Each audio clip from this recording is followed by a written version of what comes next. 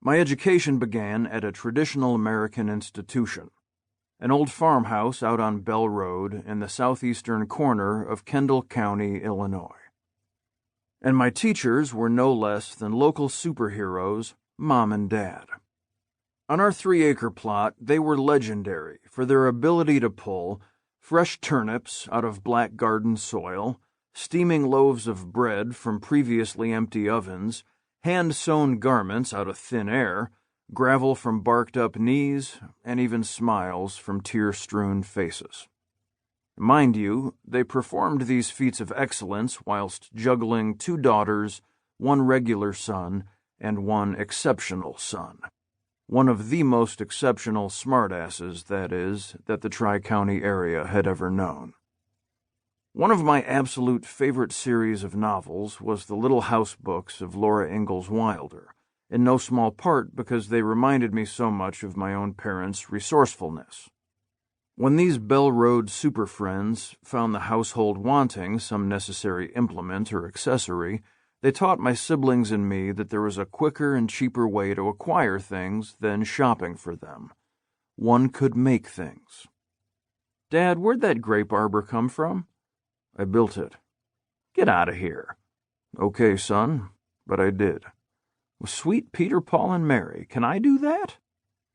My dad was always building something, it seemed to me, when he wasn't planting garlic or skunking us in a game of horse, so it would have stood to reason that he grew up amongst carpenters of yore, raising barns before lunch and then installing staircases after.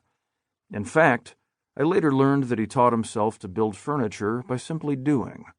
For example, when my mother wanted a new bookshelf to hold reference books and photo albums, he just copied an antique oak china closet that was in a corner of the dining room. My mom has pointed out, though, that the first thing he built was born from a parenting need. I was the first son, therefore I was the first initiate in the household who needed training in the field of, technically speaking, peeing standing up. I had the inclination right, and my jaunty stance was satisfactory, not to mention my acumen for judging the wind trajectory, but still, faced with the modern lavatories of the early 1970s, there was the serious obstacle that I was too damn short.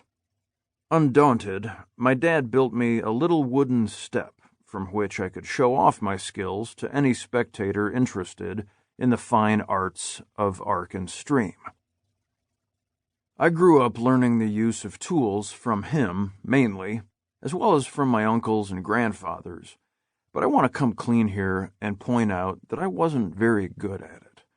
They were generous and patient teachers, and so they would watch me attempt to swallow the digestible effects of their tutelage until they were satisfied I could merely use the given tool without injuring myself or the object I was fixing.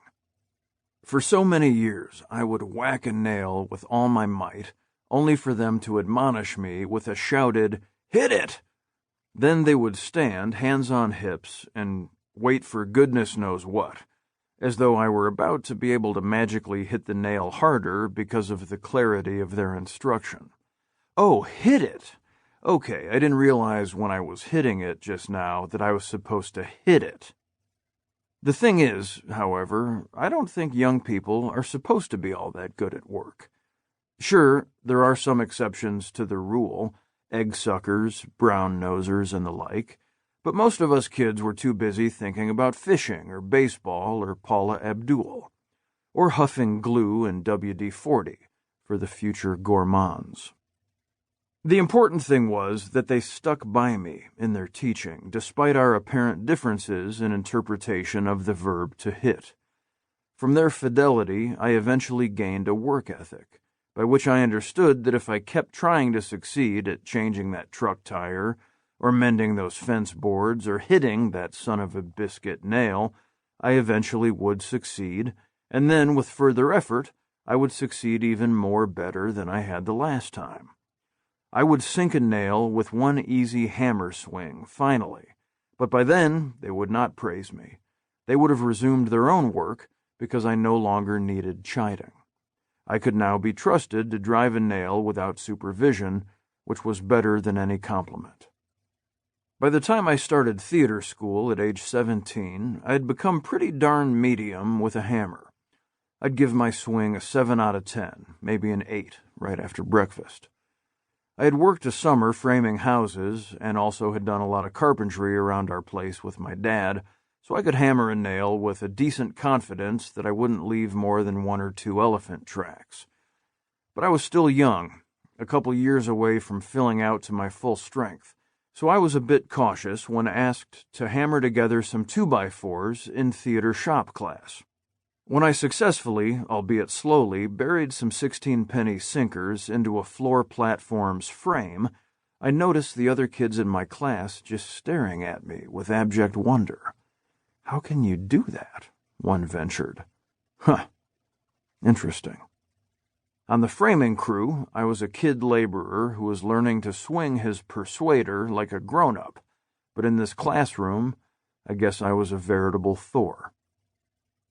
I ended up working in that estimable scenery shop for wages during my tenure of study at the University of Illinois, and my lifelong love of the woodshop was born. The man in charge, Ken Egan, ran a very tight ship, and among his lessons was the importance of keeping one's shop clean, organized, and tidy. They were producing a rolling repertory schedule of scenery for the 3 theaters in the building, so efficiency had to reign supreme. It was my first run-in with shop safety as well, learning the proper equipment and techniques to use around the massive milling machines and the treacherous table saw.